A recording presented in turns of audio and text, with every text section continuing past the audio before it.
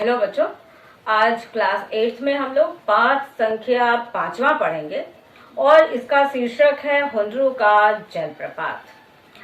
कमता प्रसाद सिंह द्वारा लिखित यह एक यात्रा वृतांत है। अब यात्रा वृतांत किसे कहते हैं? तो बच्चों पहले वृतांत का अर्थ समझिए। वृतांत का अर्थ होता है वर्णन, और यात्रा का जिसमें वर्णन किया जाए है ना, उसे यात्रा वृतांत कहते हैं। अब इसकी परिभाषा आप कैसे लिखिएगा?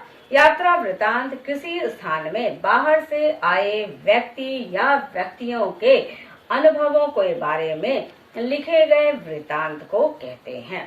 यात्रा वृतांतों में पारंपरिक रूप से महत्वपूर्ण धार्मिक और सांस्कृतिक स्थानों का वर्णन किया जाता है। अब यह हुंड्रू का जलप्रपात क्या है? हुंड्रू का जलप्रपात आदिवासी संस्कृति की विशिष्टता को उभारने वाला यात्रा वृतांत है। इसमें वहाँ के प्राकृतिक वातावरण का बड़ा ही सुंदर चित्रण है, वहाँ के रास्तों का सुंदर वर्णन है, वहाँ की आर्थिक एवं सामाजिक स्थितियों का वर्णन है। अब बच्चों पाठ को मैं अलग अलग खंडों में बांट के आप लोगों को समझाती हूँ और बताती जाती हूँ। अब शुरू करते हैं सबसे पहले कि ये हुंड्रू का जलप्रपात है कहाँ पे। तो हुंड्रू का जलप्रपात रांची से 27 मील दूर पुरुलिया वाली सड़क पर स्थित है। यह प्रपात स्वर्ण रेखा नदी जो अपने उद्गम स्थान से 50 मील आगे आकर हुंड्रू पर यह झरना है। इस झरने की ऊंचाई 243 फुट है। हाँ बच्चों, अब ये हुंड्रू का जलप्रपात छोटा नागपुर पठार पे है। अब ये छोटा नागपुर का वर्णन देखिए, हमारी पुस्तक में कितना सुंदर किया गया है। इसका प्राकृतिक वर्णन मैं आपको शब्दों में बताती हूँ। छोटा नागपुर स्वर्ग का एक टुकड़ा है। सुंदर जलवायु, मनहर वातावरण, हवा फूलों की खुशबू बिखेर रहे हैं, बादल धीरे धीरे बरस रहे हैं, नदियां कल कल छल छल ध्वनि करती हुई बहती हैं, किनारे पर रहने वालों को अमृत बांटती है। ऐसा है वहाँ का स्वस्थ वातावरण। और वहाँ के देखिए प्राकृतिक जो संपदा है वो कैसी है। खानों में कोयला और अभ्रक, जंगल में तरह तरह की लकड़ियां हैं, फूल फुनगियों पर नाचती तितलियां, फलों से लदे वृक्ष, सुंदर घाटियां, दर्शनीय नदियां, मनमोहक मैदान और मन पर जादू जैसा असर करने वाले पर्वत। ऐसा है सुंदर छोटा नागपुर। इस छोटा नागपुर में कई दर्शनीय झरने हैं, पर उनमें से सबसे ज्यादा सुंदर और निराला है यह हुंड्रू का झरना।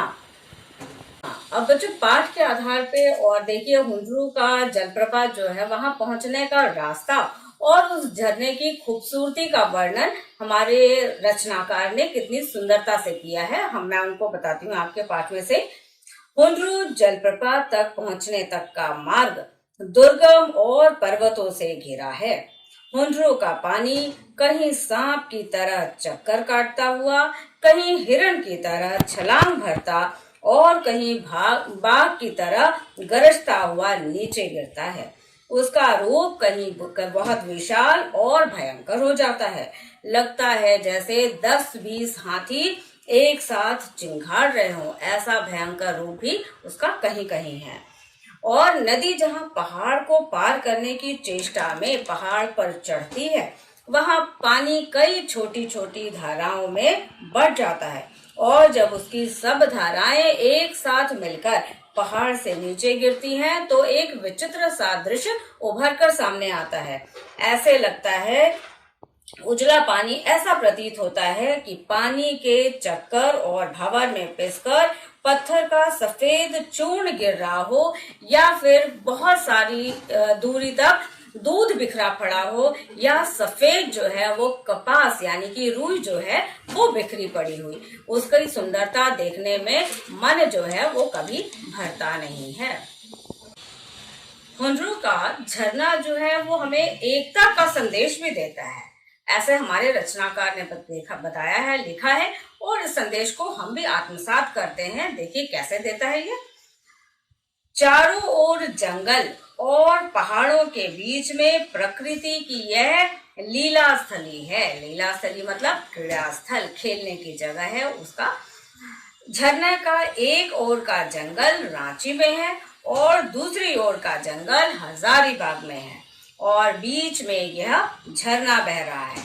मानो उसका यह संदेश हो कि वह सबके लिए है, सबका कल्याण उसका उद्देश्य है। वह न रांची का है और न हजारीबाग का है, बल्कि सबका है।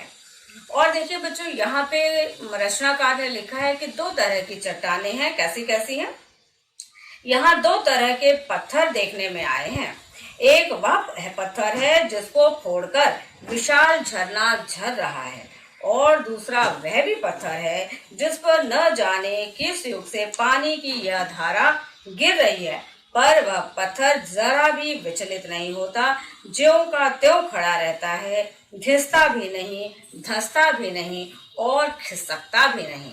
यानी वो दृढ़ निश्चयी है पत्थर, कहीं भी टूटता फूटता या हिलता डुलता नहीं है।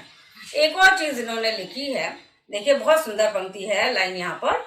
दानी दान करता है तो गुमान करता है, पर युग युग से न जाने कितना पानी या पहाड़ दान कर चुका, पर इसको कोई अभिमान नहीं, हुंड्रू का झरना दर्शनीय है। इतना सुंदर वर्णन आपकी पुस्तक में है बच्चों। आप भी इस अपने पाठ को पढ़िएगा और आपको बहुत अच्छा लगेगा। यहाँ तक कि इस झरने को देखने का भी आपका मन होगा। आप इसको पढ़िएगा और इसके जो कठिन शब्द हैं आपकी पाठ में लिखे हुए हैं, उन कठिन शब्दों को भी याद करने की और उसकी वर्तनी जो है उसे याद करने का प्रयास कीजिएगा। Thank you.